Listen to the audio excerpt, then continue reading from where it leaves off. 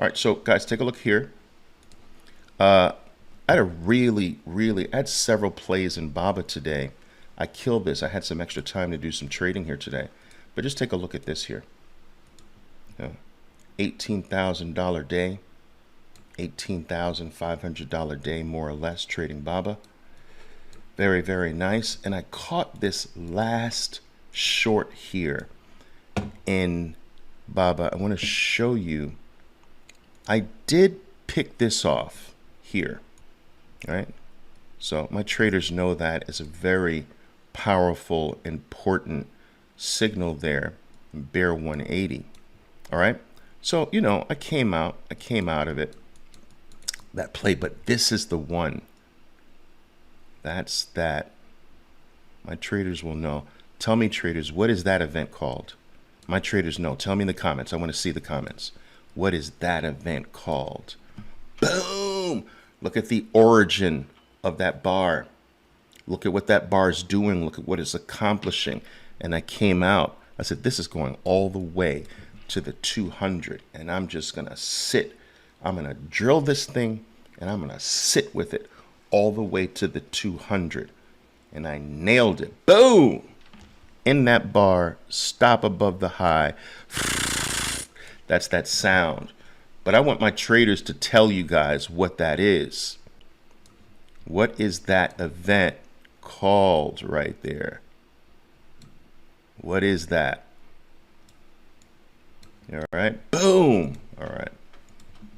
I got to check you out again. All right. Let me know. Let me see. That's right. Clearing event. My babies know it. Clearing event. Yeah. That's right. Traffic was cleared. I like those. I like these. Not a dead cat. That's a bear elephant clearing event. My traders know that event. They're taught that event. They wait for that event. And that's one of our no questions event. No questions asked. You don't ask a question. You don't wonder. You don't take a look at something else. You don't check the market. You don't check what time it is. You don't pick up the phone and call the psychic hotline. You freaking hit the sell button. Boom! No questions asked. You understand? There are several tactics we have that are no questions asked tactics. All right? Where you just hit and that's it. You know this, well, let me check the S&P and see what the NASDAQ is doing and which way is the wind blowing and none of that. Boom! You see that and you just do it. No hesitation. All right. Let me check this and that. Trade's gone, man. My big mistakes have always been too much size. All right? And it's something that I balance out because I still make that mistake. But I believe that, well, this mistake is balanced out because of my high consistency rate, right? So you don't really know it's a problem until the problem hits, because it works so often. So I would say that my big mistakes of just being overexposed in the trade. If you were to ask me what has led to my biggest losses in trading, I've a couple stories about that. Two big giant losses. One occurred during the Twin Towers, the terrorist attack on the Twin Towers. All right, so September 11th, 2001. Okay, I went into I held a position over the weekend. I had 38,000 shares of Oracle, and other positions as well. It wasn't just Oracle, but that was a big one. And I was actually up that morning. So in pre-market trading, I was up. It was close to $1. So I was net positive well over $30,000. going into the open on that open position, because the stock was indicated to open up until the top Twin Towers got hit. And of course, as many of you know, the market didn't open that Monday. It didn't open that Tuesday. It didn't open that entire week, but it did open on Monday. And I mean, no one knew what to expect. I was extraordinarily nervous. The market opens up and I'm down a total in all of my positions. I'm down $1.3 million, which actually quickly went to $1.6 million down. Now, that's not a mistake, but that was the biggest loss I've ever experienced. And to make a long story short, I did wind up closing the gap with that loss. And I got the loss down to about $111,000, which was nothing. So that was normal at that particular time. And so it was an incredible comeback. And that comeback, traders, this is interesting. That comeback, I began to trade differently to get my money back.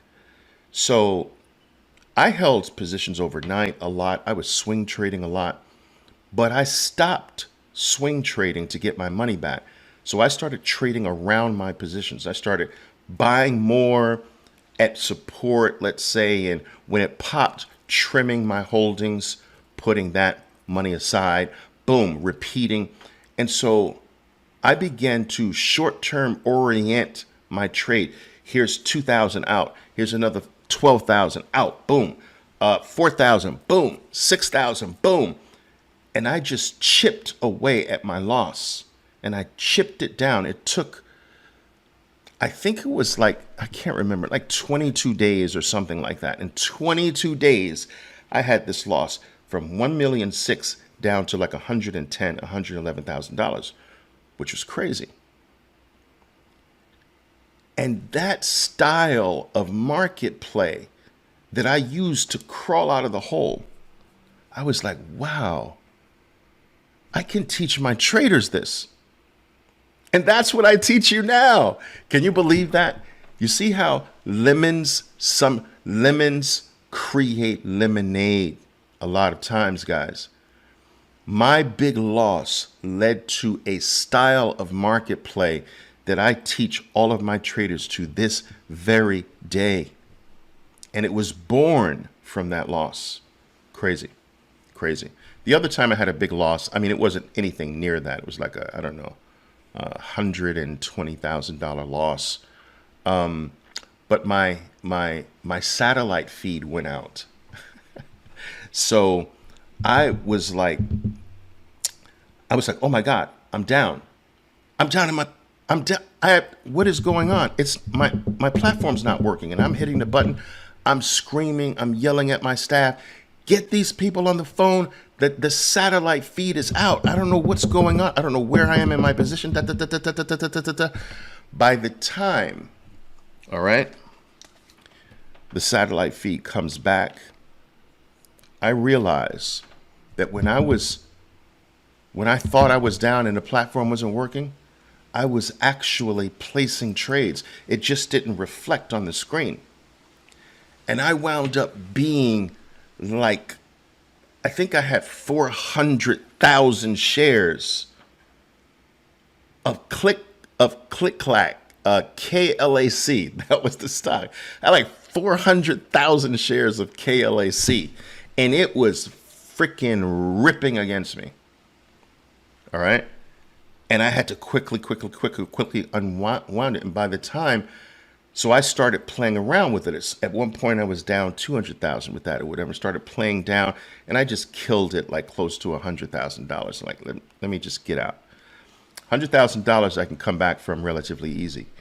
I just didn't want it to get out of control. So those were my two probably biggest losses. That second one somewhat connected to a mistake.